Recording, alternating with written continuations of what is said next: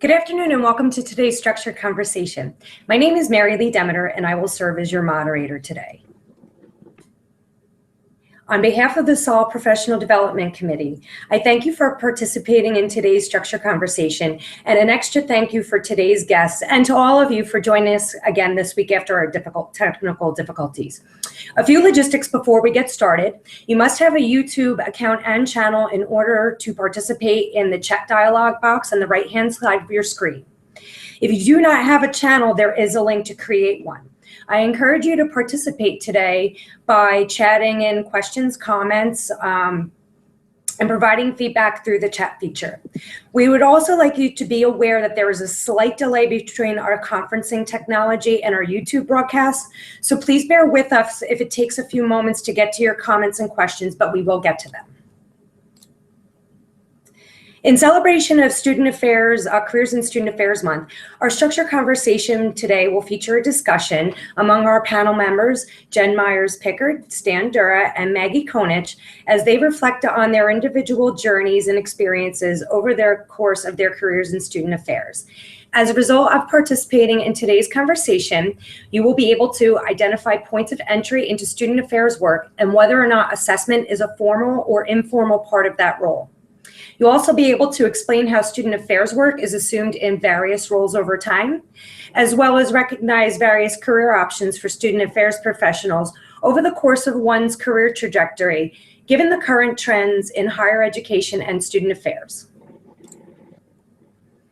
Without further ado, please welcome our panel members, Dura, Jen Meyers-Pickard, and Maggie Konich. We're very excited and happy to have you here and can't wait to learn from you. Before we get started with our panel questions today, though, I'd like you each to just give a brief introduction, where you kind of started and where you landed, and I'm sure we'll get to some of the details as we go through our questions today. So let's start with you, Stan. Great, thank you, Mary Lee. Hello, everyone. My name is Stan Dura. I got into student affairs how I think a lot of people did. I called up an old boss of mine and said, "Is this really a job?" I had spent a couple of years after undergrad kind of looking at different roles. I worked in mental health and worked with youth activism for a little while. And found that I wanted to work with 17 to 23-year-olds in more of a mentor kind of role, not a counseling kind of a role. And so I saw this job for a part-time resident director position, and I called up my old boss and said, "Is this for real?" And he said yes, and so he gave me a reference, and I ended up starting as a part-time resident assistant at a small private religious college on the East Coast. And decided I loved it and got my master's, went into res life for a while. Then I went overseas and did first year experience in academic advising for a while. Loved that, came back to the States and did res life again. And throughout that process, I found myself continuously asking myself, is what I'm doing effective? Is my teaching effective? Are our res life programs effective? Are students really learning, and how do I know? And things like that. And those questions began to bug me more and more and more. And so I gradually became, interested in data. I began assessment back when I was doing first year experience instructing and academic advising to assess whether advising was effective, assess whether students were learning what I think they were learning or wanted them to learn. Became fascinated with cognitive science and learning. After a while, I began work in doctoral work in educational psychology to study cognitive science, learning, and technology. And in that process, I became to feel that our field's approach to data and learning weren't as sophisticated as I think that they needed to be. I kind of think that we patted ourselves on the back a little bit prematurely. And so I got involved in assessment and really pushed myself and my peers and others to really kind of advance our approach to data to use more sophisticated methods, to challenge our assumptions around data. And in that process, I kind of changed roles and began to take more of an institutional and divisional approach to assessment. So that's about it. Great, thanks. And how about you, Jen? Can you tell us a little bit about yourself? Yeah, absolutely. I have been in the student affairs world for about 18 years now, which is kind of crazy to say when I say it out loud. But I came from a little bit more of a similar to Stan, sort of that traditional background of you don't wake up one day and say, I want to be a student affairs professional, to your family and friends. But that sort of realization happened to me as I was getting ready to graduate from Bowling Green State University and apply to go to graduate school. I had been a psychology major and knew I wanted to go on for further work, and ended up talking with some of my mentors on campus at the time who were in student affairs, because I was highly involved, as many of us often are, and they were talking to me about the student affairs world. So while also looking at psychology, I looked along at student affairs, and I just fell in love when I went to go visit a couple of different master's programs. So I directly went into my master's program right after undergrad, and then spent a number of years doing academic advising, then orientation work, and parent and family program wrapped into that. During that time frame, I had some opportunities to dabble in some assessment work, but it wasn't a part of my daily responsibilities, although I did, I would say I was a good consumer of it based on my master's preparation. Where I really started to steer that way was when I was thinking about going back for my PhD. At the time, I thought I wanted to be a dean of students, and given the background that I already had, I had also had a smattering of judicial experiences as well as other duties as assigned, which was really great of my then supervisor to get me prepared. And she said to me, this was right around 2006 when I was thinking of going back, and she said, Jen, what you really need to do if you're going to round out your experience is to be able to start really focusing in on assessment. That is the wave of the future. We need to be focused on that. So I'm forever grateful to Mary Dessler, for anybody who knows her, for her wonderful sage advice in that realm, because she then at that point was the dean of students and second in command at Northwestern. So it was, really smart. So when I went back to pursue my PhD, I said, I want to try and see if I can get some work in assessment areas. And I was fortunate enough to be given a graduate assistantship in the assessment arm of University of Maryland's Institutional Research Office. That was an incredible experience. So I got to sort of see all sides of things, but definitely focusing on the assessment learning. And then I was also able to do some professional internships during my time when I was doing full-time coursework at NASA and some other special projects for different folks that really helped to solidify things. And then I joked that the universe smiled on me because I moved to Tucson to be with my now husband and partner. And I did not have a job. I was ABD, and I was obviously looking at the University of Arizona because there's only 3 major universities in all of Arizona.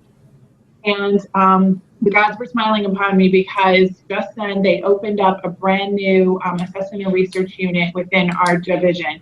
And I fortunately was one of the lucky couple of folks who were able to get some of those first initial positions in that area. So have been here ever since. That was in 2009, and have been here ever since in my role in the assessment and research unit, which I helped to sort of found and get up and running.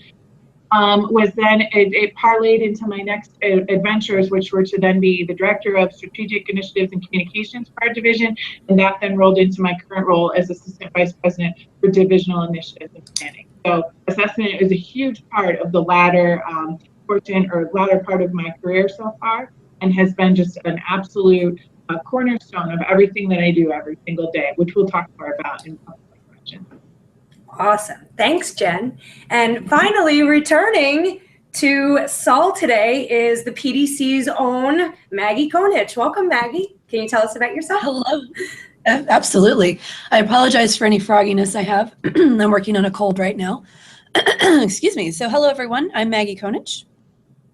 And I've been in education for 11 years and working with student assessment for about 5 years officially. I have a little bit of a different background because I actually came up through the K-12 world. In a previous lifetime, I was a middle school Spanish teacher, which was a great, fun time in my life. And actually, we can have a side conversation if anyone is interested about how similar middle school students and college first years are.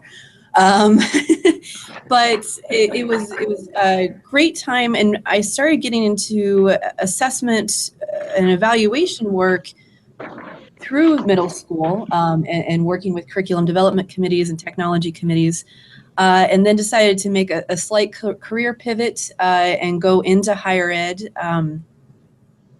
Did some graduate work at Vanderbilt down in Nashville, Tennessee.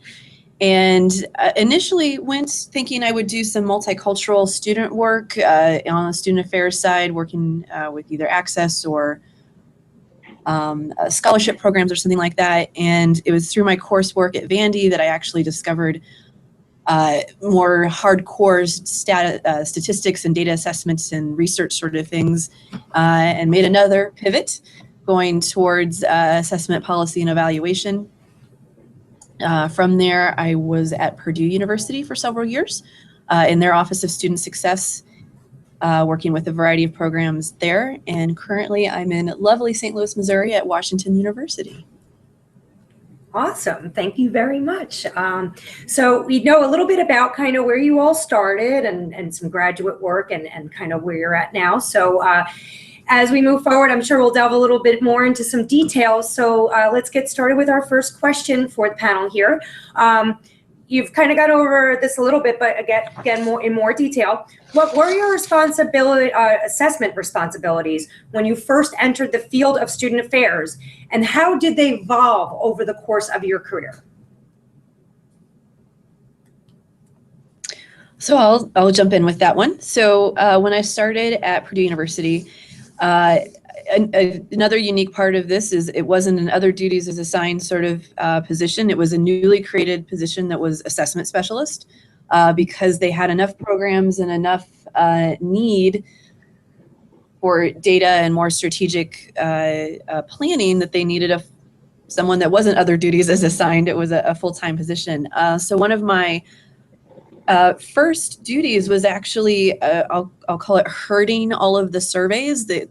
Everyone was kind of doing their own thing and sending it out to the entire student population, and just, surveys galore. And we were just, one unit in the university. So it was definitely contributing to survey fatigue from the students. So that was one of my first things, was just to get a handle on what was going on there, and then reining that in, calling the questions, making better and more useful tools there. And then another piece of mine was also looking at retention and graduation statistics and student demographic statistics, because the individual units didn't necessarily have a firm grasp on who their students were and what their key things of retention and graduation, how that was, what those numbers were. And then as my position evolved, I got a little bit more into doing program reviews, curriculum redesign. There were a couple general studies courses that ran out of that unit. And then also started getting into data visualization, which is a key part of my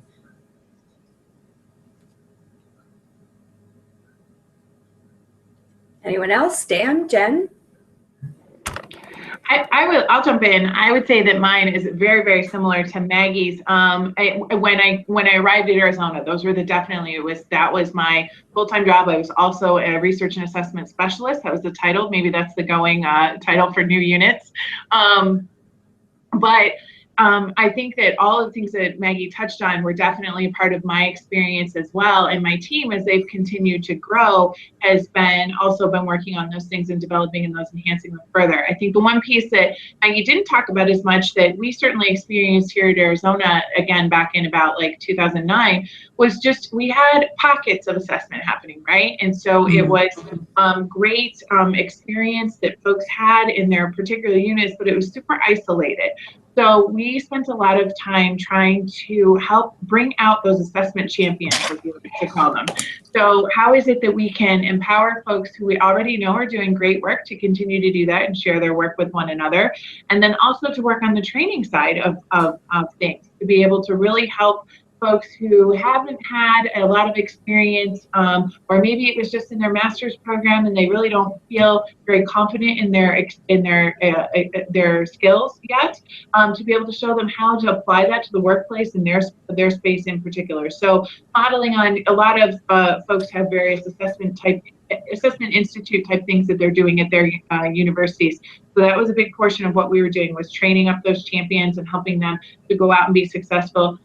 Second part to that was really closing the loop and sharing back the information across the division. We have a huge division here at the University of Arizona, and so that was a big part of what we do and continue to do.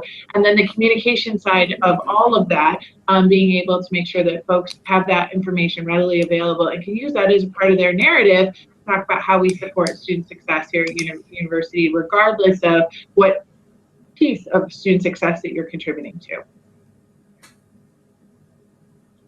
Stan? Well, my experience is going to be drastically different. There was no expectation for assessment when I started in Res Life. It wasn't even mentioned.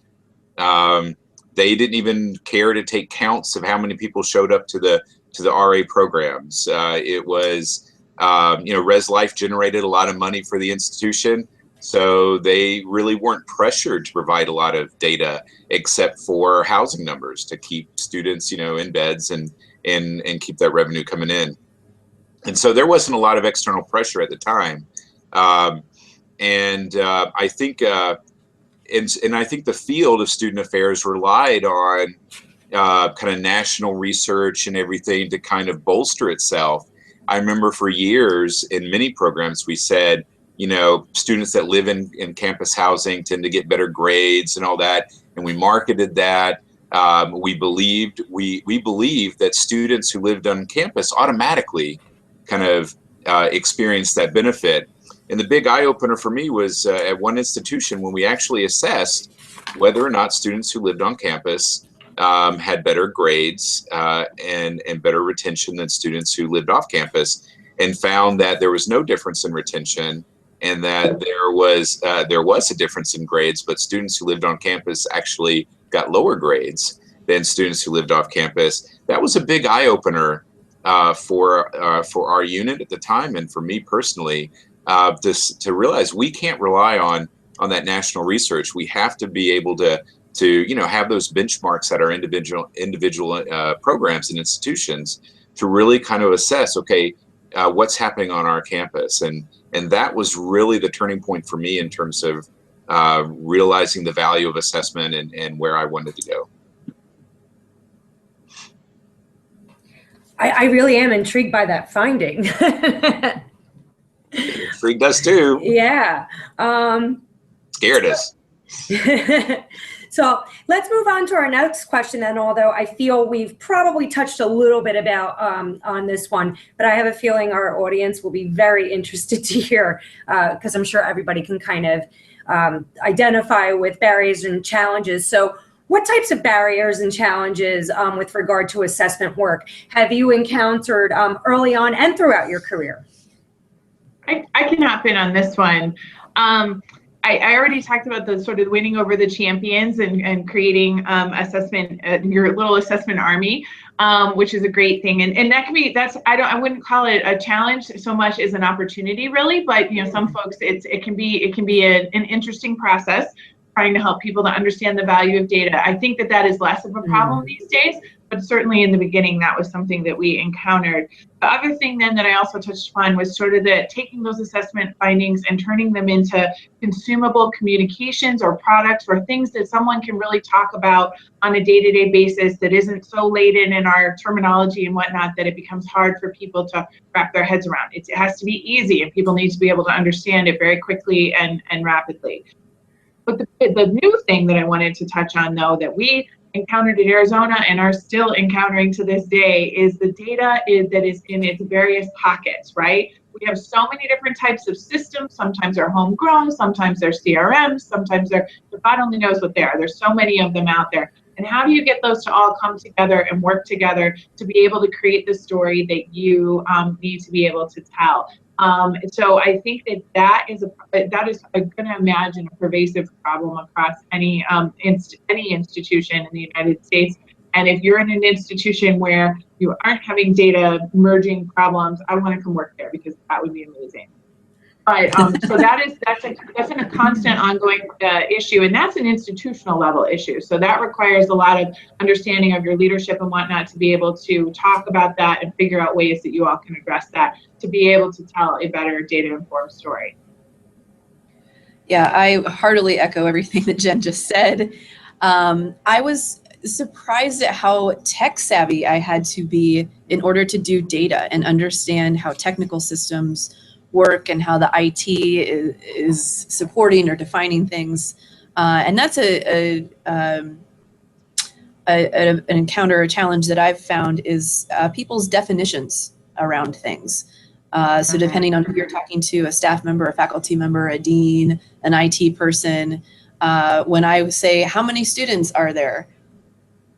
That seems like a simple question, but you know, are we talking full-time students? Are we talking all students? Are we talking day school students? Are we talking evening students? Are we talking graduate? Are we talking undergraduate? And so that's, you know, it's one of those soft skills things of actually being able to talk to people and figure out when they're asking a question, what are some of the definitions they have implicitly in what they are asking.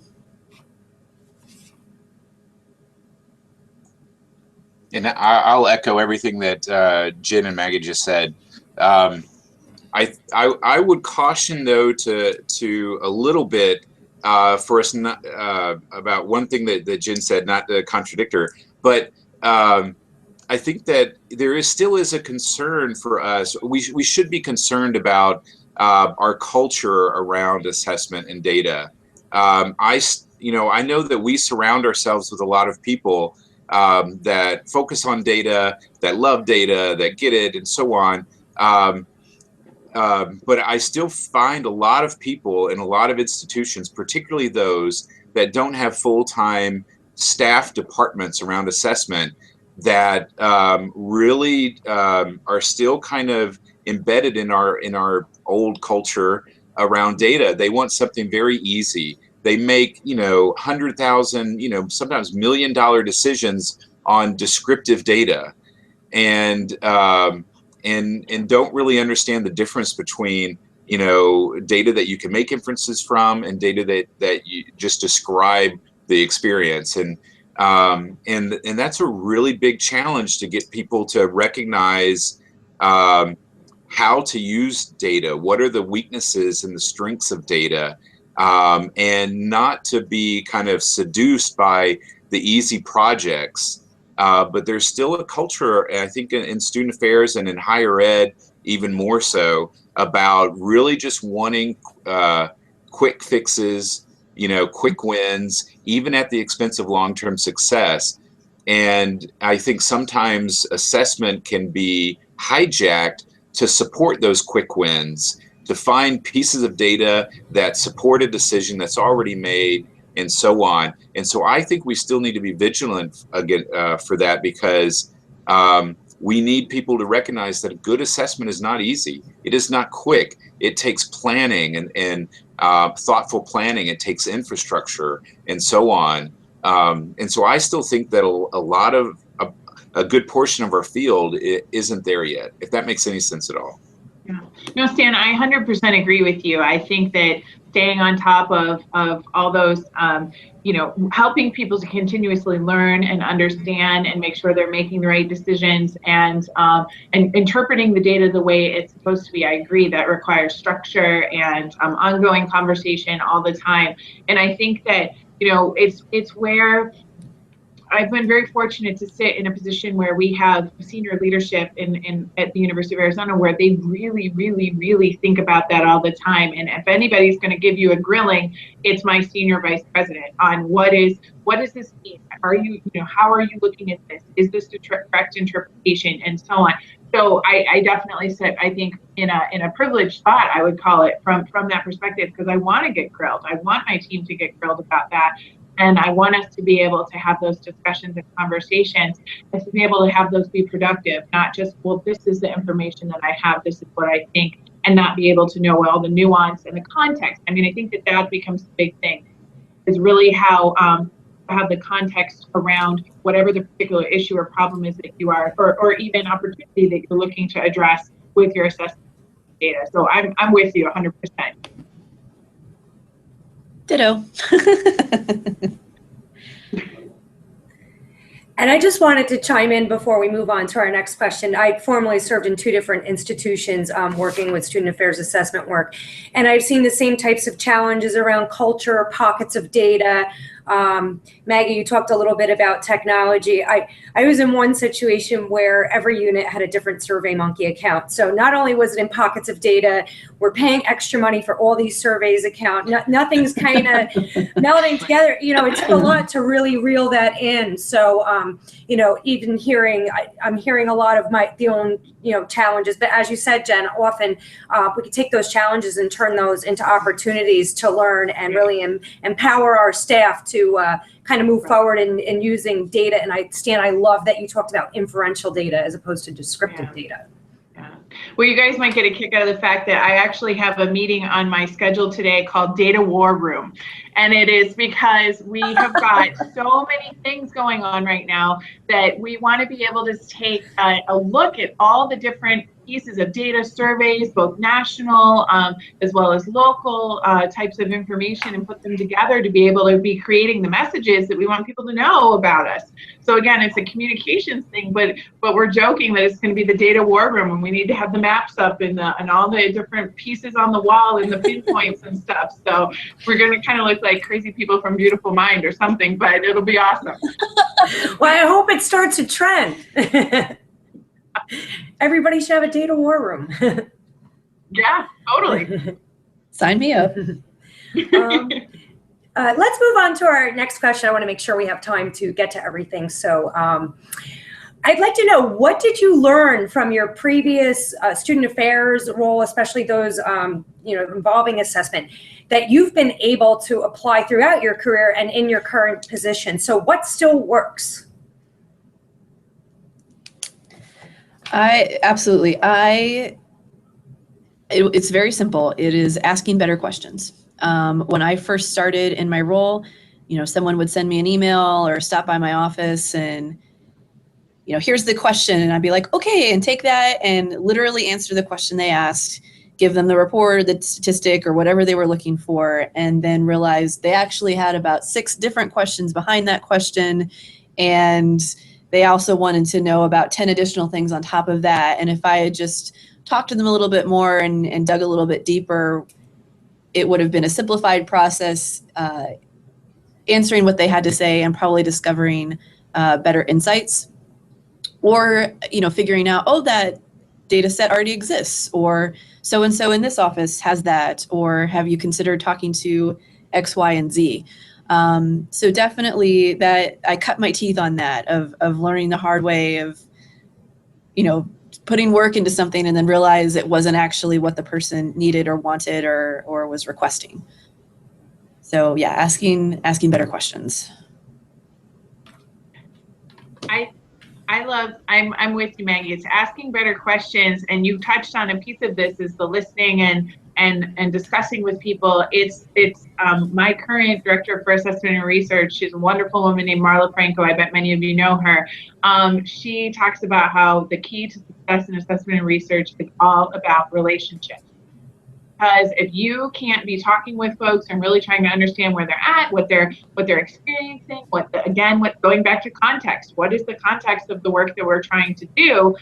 It's not going to be a successful project, and it's not going to achieve the outcomes that we need it to achieve. So I love when Marla says it's all about relationships, and she, you know, is out talking to a million different folks and getting their perspective. And then she's also be able to serve as the connector point between different people on projects or areas where they could, you know, find some synergy in the work that they're doing together, so that we're not all recreating the wheel, or, you know, if we have the information that we need already, that's a great advantage to everyone. So you can take it to even the next step, right? You don't have to keep repeating the same step over and over. It's about relationships, and that goes across, you know, everything in your career. So. Yeah, my current supervisor so I work for the College of Arts and Sciences here at WashU. And our dean, Barbara Shaw, who's a wonderful, wonderful supervisor, she's a biologist by training. She came up through the biology department. And so she talks about ecosystem all the time. The relationship between students, staff, faculty, facilities, research, all of that kind of stuff. And yeah, it is a relational, it is an ecosystem. You tweak one thing, it's going to affect the other.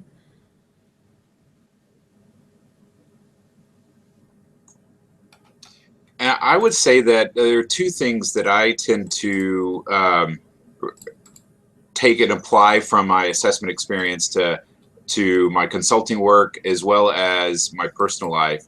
And that is be aware of assumptions and recognize when assumptions are influencing your inferences, what you're asking, what you're not asking, and to really be open to switching gears when you realize an assumption, a faulty assumption, at that is influencing your kind of thought pattern there, or your planning, or your data analysis, or whatever it may be.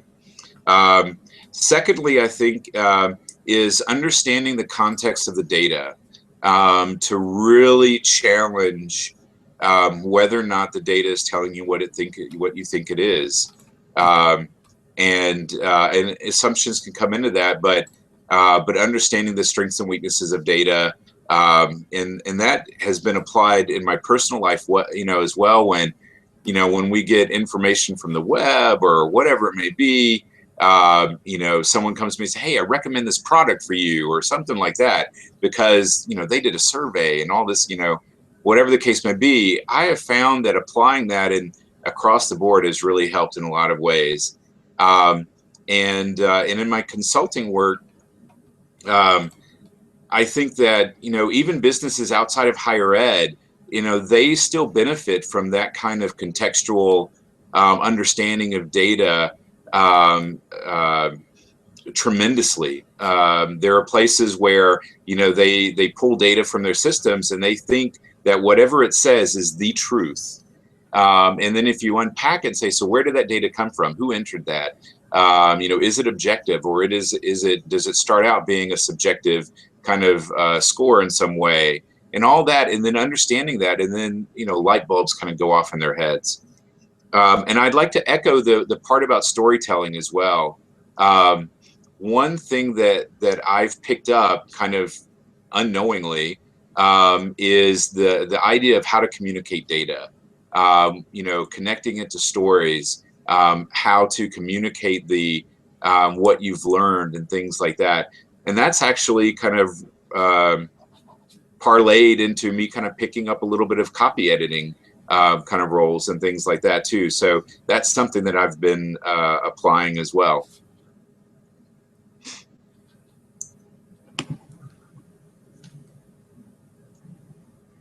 Well, it seems that throughout the career, and especially in working with assessment, there's been a lot of lessons learned that have applied to not only your current position, but even as a couple of you mentioned, just in general, relationships both in and outside of work. So that's like great stuff. I love that you can always take something from like that first experience and use it to improve later on. So let's move on to our next question. Now, for the most part, we're still in student affairs assessment, right? And we're still making contributions. But I would like to know a little bit more about like the specific contributions you continue to make in the field of student affairs assessment, both at your institution that might benefit institution-wide, that also may benefit other institutions and some of our other colleagues.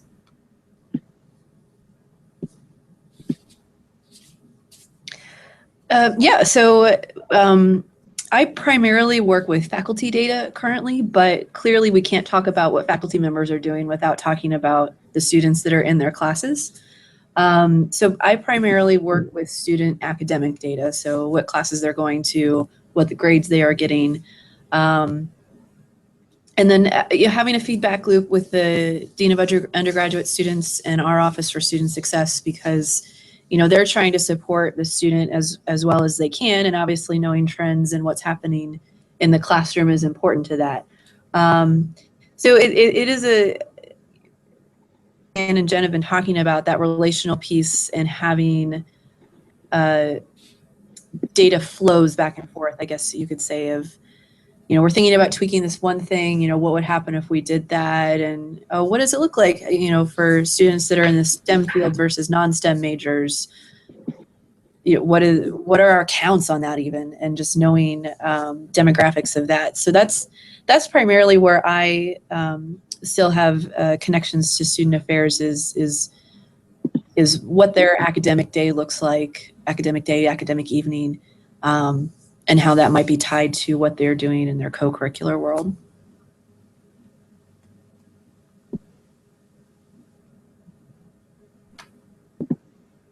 I think that some of the places that my team's able to really contribute to right now are in the use of advanced statistical methodology in order to really be able to dig into the data that we have, and again, bringing all these disparate pieces together. So 2 examples of that, and this is 100% my team. I wish that I had the skills and experience to be enacting some of these things, but I'm really excited that they have really dove into it and know how to do it. But propensity score matching is something we've been using a great deal at the U of A recently, particularly in relation to retention, as everyone, if you a lot of universities obviously are very focused on that, for retention and graduation rates.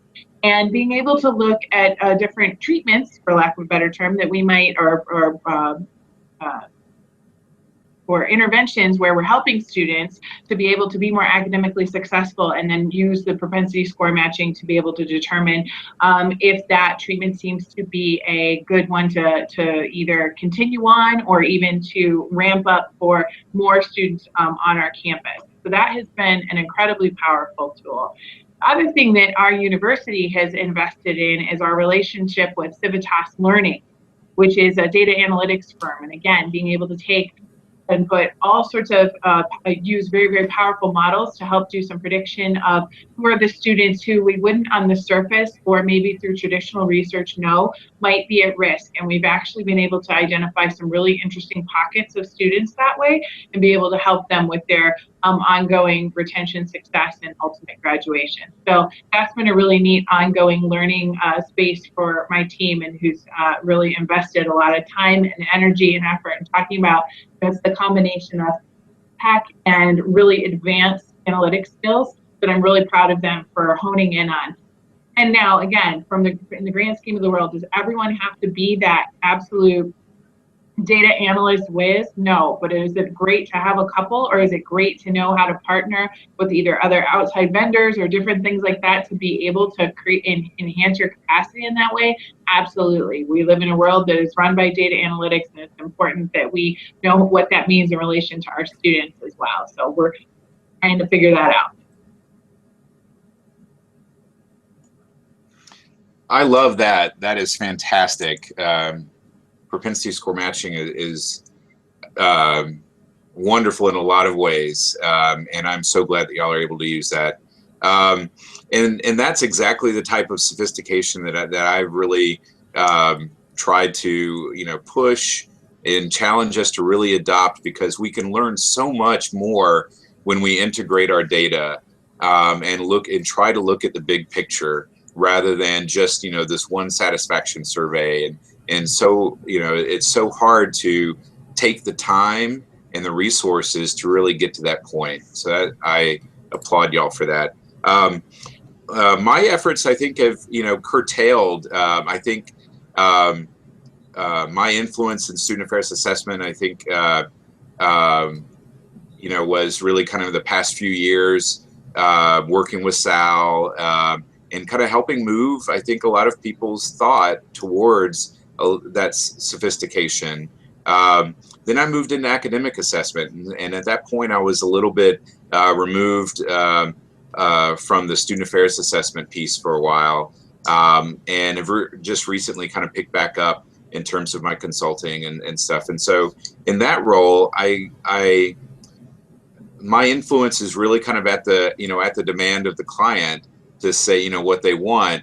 And so there's some limitations there, but I still push for, trying to motivate my clients to focus on the big picture, try to integrate data when they can, and to realize that it's a process that, they may be, in step one for a couple of years, and then they may, progress gradually, or, something may push them to really do some, I don't know what the word is, to advance really fast.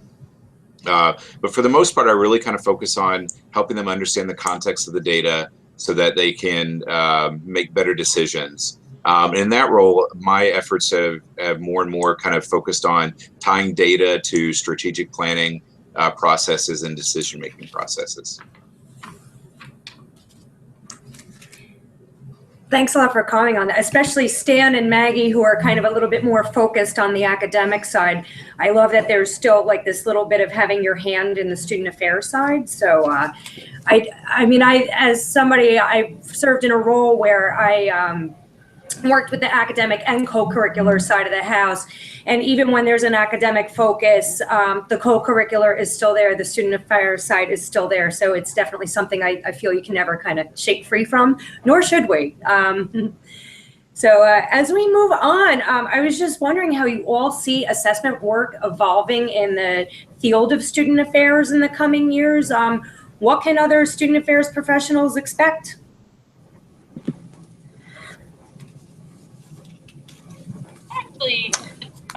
Go ahead, Maggie. I have a feeling we're going to be on a similar page here, but for us, it is shifting the viewpoint of being that data is a university asset, and it's not my little pocket of this is my data and I'm going to tinker with it and then do things and yep. Data is a university asset and data transparency. So I'll give a real quick example. There's an annual report that the dean's office does for all of the department chairs about their metrics for the fiscal year, number of faculty members they have, major students that declare a major in their area, all that kind of jazz. And in previous years, this was a PDF report that was generated and then emailed to the department chair. So the department chair of biology got biology data, the department chair of classics got classics data, and no one saw each other's data except for the dean and her team. And this year we changed that up. It's now on an online format, and every department chair in arts and sciences can see every other department in arts and sciences data to give them context for what their department is doing, their department or program, and to be able to ask better questions. And that the idea of it's not secret, it's not hidden, it's not a competition. There's a competitive edge, but that's a whole other story. But being able to know the context of where you are and have those discussions, I think, is a huge culture shift here. And I'm going to guess that sentiment is something that's changing across all institutions. Yeah, Maggie, I'll jump on that and agree wholeheartedly. We have a great example too of the data we've been able to do through both the internal, propensity score matching related stuff, as well as our work with Civitas, as well as just our work in general with our IR shop, to be able to find out more information about our students who are in our retention issues that we have going on and how we can be working to enhance that. So a great example is we have started hosting, our division has started hosting semesterly updates, and the people who are involved aren't the usual players who are in student affairs providing some of the support services, but it's the academic advisors. And they are such a huge part of this conversation, and they often aren't given the data or the information, in quite the same way, right? And so being able to help them see the 70,000 foot picture all the way down to literally on the ground where they're sitting with the student is really helpful to them, and to see how their work impacts, if you're able to work and spend more time with students, how that truly is going to have an impact on someone even further down the road. They know that, but it's in a different manner in which you're being able to describe that information to them. So I think they have been incredibly grateful for that opportunity to be a part of the conversation, as well as just excited to know their role within the greater university and in the greater university effort. So that's been incredible, and excited to see how that continues to flourish on our campus. Another piece that I think is going to be maybe already happening at some institutions, but certainly this is newer for us, is we are starting to get into the grant world. So using all the amazing data that we have to go out and apply for grants through NSF, through private, places like the Gates Foundation, and actually our institution is getting ready to achieve HSI, Hispanic Serving Institution status. So that's a big deal, right? That opens up different pots. But as we're in an era where we're not getting as much funding as we hoped before, but the price tag is still there for our aging infrastructure of all of our campuses and all the different ways in which students expect us to, and parents expect us to be helping to serve their students. Obviously, money continues to be an issue. So this is a way where using the incredible amounts of information that we have, that we want to be able to leverage that to turn it back around and be able to earn or be granted monies to be able to apply them to programs that we know are effective and work, and all of that is obviously, grant work is obviously rooted in the assessment of it. So it's really exciting time to be able to participate in that. And again, that is absolutely just energizing our academic partners as they are now coming to us. They see us as the data experts, the student experts on campus, which is what we've always known that we were and had the power, but now we really have the power to show them how, and through numbers and through qualitative information as well. And it is yielding benefits across campus. That's great, Jen. Mm-hmm. Yeah, I'll again echo a lot of what Jen and Maggie both said. I definitely think that integrating data across units and across divisions is imperative for institutions to succeed. There's an increasing kind of term being used, I think now, called learning systems. And you'll find a little bit of a different definition everywhere you look and everything, but I think the essence of that is looking at data at a kind of like an organic level across the university. So it's completely wiping away silos and saying, let's look at all of our data together, and then using and making decisions together about that data as well. It's incredibly ambitious, but I think that is really the direction we need to move, because our students live in our environment in a very integrated fashion.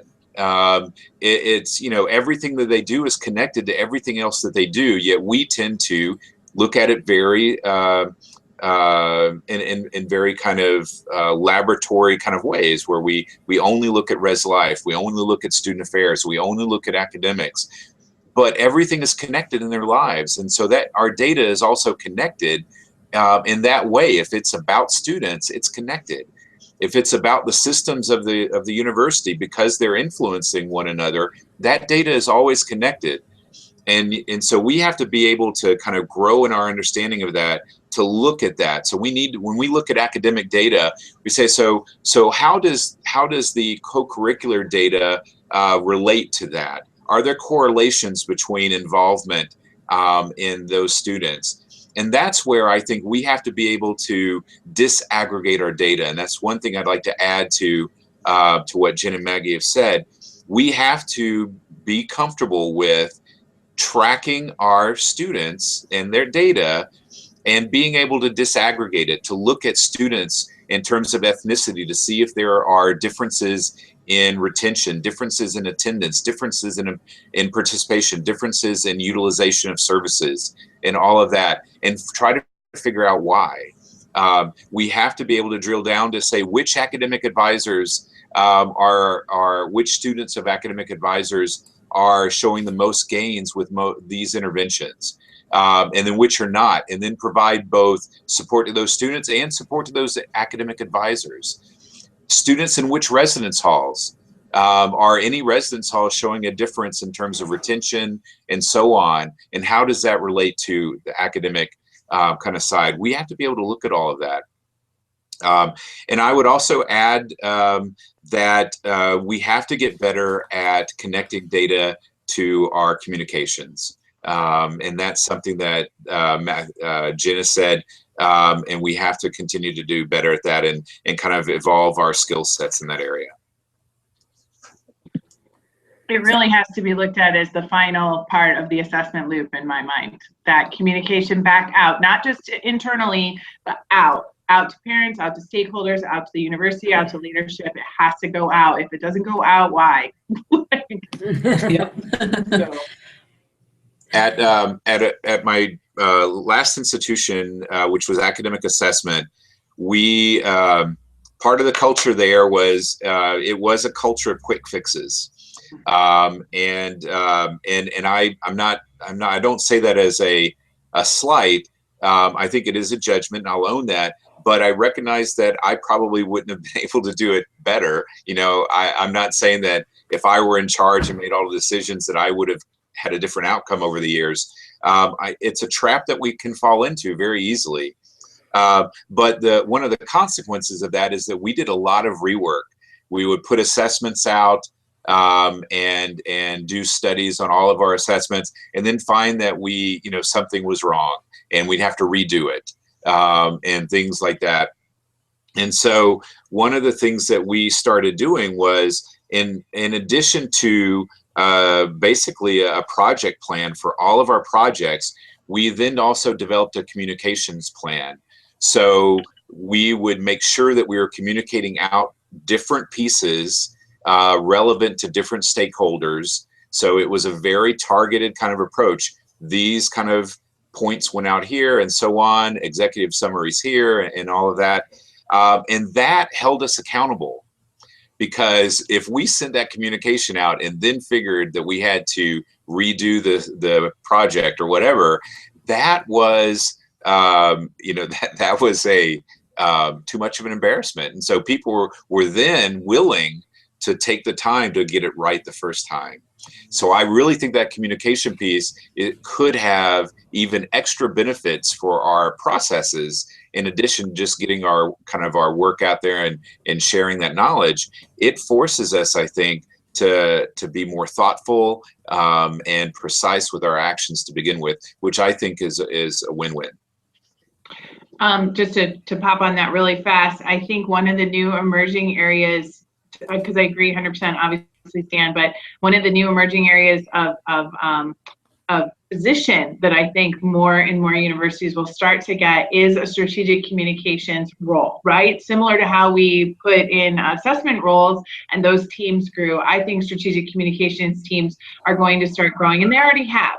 We've got one here at the University of Arizona. I'm really lucky in that sense, and that team, that is a small team that's growing, is best friends with my assessment team. And so it's really fun to get to work with those folks and have the people who have the skill and background and training in true strategic communication to help and push and guide us. And then us be here too as well, saying, hey, are you representing that fairly, accurately? Is that right? And so it really is a cool relationship that's happening there, and one I'm so grateful for, because for a while that was part of my role, and I said, I can do that to a certain extent, but I know everything that I need to know to do this well. And so, being self-aware in that way is really important too, because it's a different form of consumption, that true communication piece. And communication to different audiences. I think that's incredibly important. And if you're able to find somebody who additionally has those skills and that background, I think it is a big win. Awesome. Well, we have 5 minutes left in our talk. I'd like to move on to our final discussion question. As we do that, though, however, I encourage any participants, if you have any final thoughts, comments, or questions, please chat them in now, and we will address them as soon as we finish our last question up right before we leave you for the day. So before we leave today, just what advice do you have for student affairs professionals who are new to their careers and want to advance into new roles? I have a very good colleague who has a line that is awesome, that the numbers don't matter if you can't put the right words around them. Yeah. And this goes just to what Jen was saying about communication and being able to tell the story. I think Stan has mentioned around data narration and telling the story around that. I promised myself I wouldn't get through this talk without giving a shout out to Dr. Russ Deaton. He was one of my professors at Vandy, and even though he was my statistics professor, the homeworks that we were graded on was writing the memos around our data. And that was incredibly influential in making me a better assessment person. So wherever you are in your role right now, if you can practice on communicating your data and telling the story and not just assuming that people understand what that statistic means. I agree so wholeheartedly. That's amazing. That's a great line. I wrote it down while you were saying it. That's awesome. I think too that one of the skills that I think for new professionals, well, number one, just engage in assessment. It is part of your role. It is required. Just know that and own it. And that's part of it. It's gonna make life a lot simpler. Don't fight it. And again, I think we're in a day and age where people don't fight that nearly as much. But help your colleagues to understand that too. Be a champion all the time for assessment work. And again, how you then go around and tell the story. The other piece though is that I think that when you're in assessment work where it's your day-to-day and so on, I think all of us will probably agree, it's all about being able to get feedback from people. So don't be afraid to put something out there, have that moment to practice, because we're always learning. There is not one document, not one summary, not one thing that I don't usually ask a colleague to give me some feedback on. And I think that that was something that I noticed when I first started working in assessment full time, that people were really afraid of. And I understand that, right? You think you have to put the best out right away and it shouldn't need to have any improvement. But this is a world where improvement and edits are just required and so helpful, because I'll look at draft 1 and then look at draft 5 and I'm like, draft 5 is killing it. And I wouldn't have gotten there without the input and thoughts of my colleagues and peers and whatnot. So, I mean, just don't be afraid of that, to ask for assistance when you need it or when you need a second eye, because you should always have a second eye on minimally. Yeah, Stan, advice? I'll echo again what Jen and Maggie have said. And I would add a challenge. I would try to get an additional master's or a PhD in a research-related field. Try to go outside of higher ed leadership if you can, and things like that, because their approaches, we have lots of people with higher ed leadership degrees in student affairs. So that perspective is well represented in student affairs. I think we can benefit from research perspectives like educational psychology or psychology, economics. There's a lot of rigor and statistical methodologies and things that you can do with data that people that just go through a master's in student affairs or a master's in ed leadership or something like that they just don't have the time in their curriculum to really expose students to. But understanding what can be done with those methodologies and approaches to data and understanding the strengths and weaknesses of data can really enrich our overall kind of perspective in our field. So if you have the time and the inclination, I would really encourage you to consider getting an additional degree or a higher degree in a research-related field and bring that perspective back to student affairs and enrich everybody. Sounds like great advice. And just a quick heads up and preview of what's coming from the Professional Development Committee in 2018 is we are already talking about a structured conversation on storytelling either at the end of this year or early next year. So stay tuned for that. With that, I don't think we have any questions. Do we have any questions? Okay. If you do have any questions or comments you wish to share, please feel free to reach out to me, our chair of the Professional Development Committee, Whitney Brown, or any of our panelists today, Jen, Stan, or Maggie, or reach out to the listserv. I'm sure there are tons of folks on the listserv who would love to chime in. So it's now 1 o'clock, and as we conclude today's session, I want to thank Jen, Maggie, and Stan once again for joining us today, as well as the Professional Development Committee in their help in bringing you today's conversation. A recording of this conversation will be sent out to our participants and registrants along with today's PowerPoint. It would also be available on SAL's website. And before we leave, I just want to let you know, please mark your calendars for our next structured conversation on November 7th at 12 p.m. Eastern, when Dr. Nicole Long from the University of Delaware and I will discuss mixed methods assessment using our needs assessment for professional development as an example. Those of you who engaged in the SAL membership renewal process this year back in July will probably recall filling that out. So we're going to show you what we found and a little bit of preview of some things coming in 2018 to help you be an awesome rock star when it comes to student affairs assessment. So thanks again, Jen, Maggie, and Stan, and thanks to all of you. And we look forward to seeing you in a few weeks. Bye-bye. Thanks. Bye, everyone. Thank you.